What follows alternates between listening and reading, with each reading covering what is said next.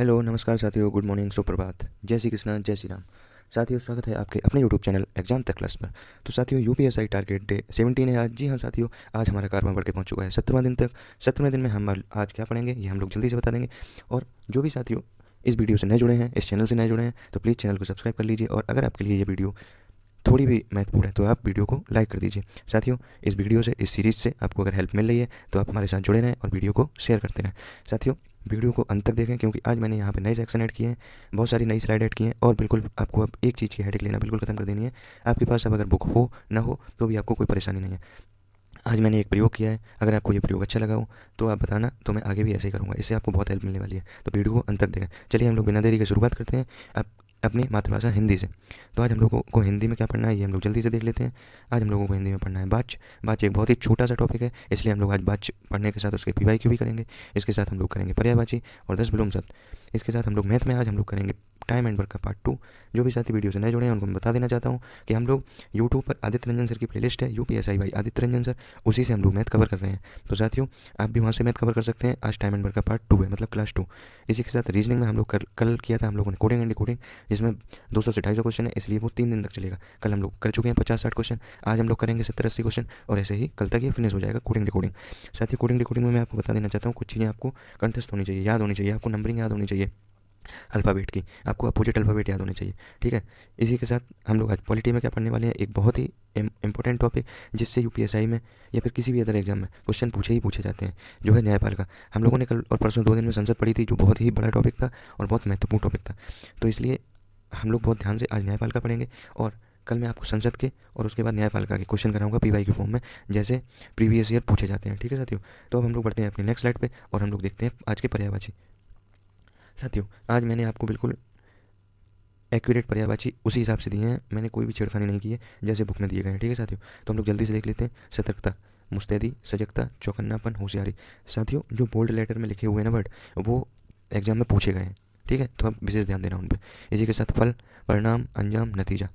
सो माफ कीजिए, सौंदर्य, सुंदरता, शोभा, सुषमा, छटा, मनोहरता। सुंदर, चारु, शोभन, मनोहर, ललित, रम्य, रमणीय, सुदर्शन, मनोरम, सुभग। सभा, ये हम लोग कर चुके हैं अगर आपको याद हो तो। बैठक, परिषद, महावर्तन, अधिवेशन, संगीत, महासभा। संरचना, संरचना का होगा संघटना, रचना विन्यास, विचरित, ढांचा, बनावट, निर्माण, गठन। ये हो गए आज के महत्वपूर्ण पर्यायवाची, जो मैंने बिल्कुल वैसे ही आपको दे दिए हैं जैसे बुक में है। ठीक है। इसी के साथ हम लोग बढ़ते हैं अपनी नेक्स्ट स्लाइड और क्वेश्चन के फॉर्म में हम लोग देखते हैं विलोम शब्द। जी हाँ साथियों, जैसे आपके एग्जाम में पूछे जाते हैं, क्योंकि हम लोग ऑप्शन से भी कंफ्यूज होते हैं, तो हम ऑप्शन के साथ पढ़ना शुरू करेंगे।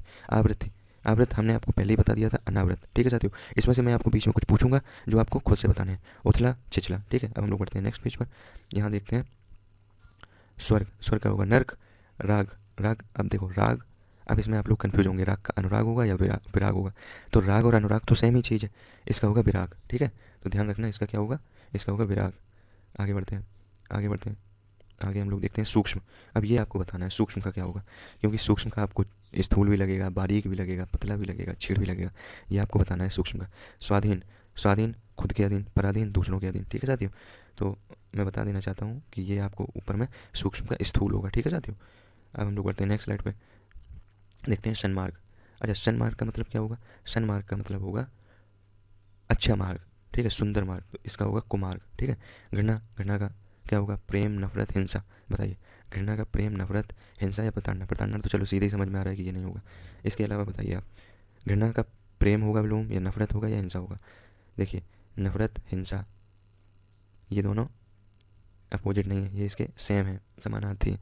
इसका होगा प्रेम। ठीक है साथियों। हम लोग बढ़ते हैं अपनी नेक्स्ट स्लाइड पर, और ये है विलोम शब्द की अंतिम स्लाइड। रिजु, रिजु का होगा वक्र, बहुत इंपॉर्टेंट है। देखिए किस किस में पूछा गया है। यूपीएसआई 17, आबकारी सिपाही 16, junior engineer 15, UPSI 21, UP R O, बहुत इंपॉर्टेंट है रिजु का वक्र।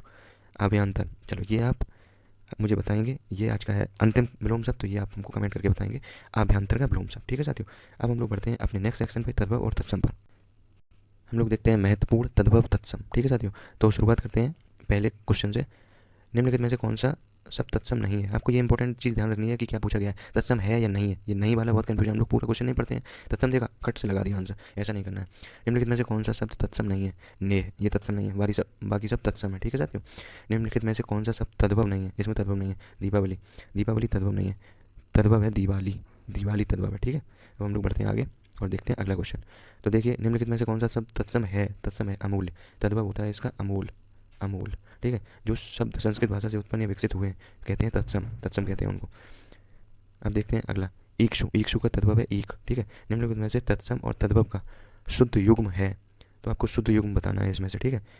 नक्षत, नखत, पकवान, पकवान, ग्रंथ, गीत, अवस्याय, ओस, ठीक है। तो इनमें से आपको बताना है कि शुद्ध युग्म कौन सा है तत्सम और तद्भव का। तो साथियों ये आपको खुद से बताना है, इसका है अवस्याय और ओस, ठीक है।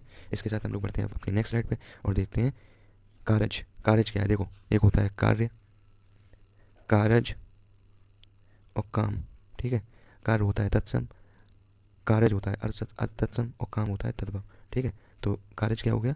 कारज हो गया अर्ध तत्सम, ठीक है, अर्ध तत्सम। निम्नलिखित में से श्लाका का तद्भव रूप कौन सा है? आपको श्लाका का तद्भव रूप बताना है।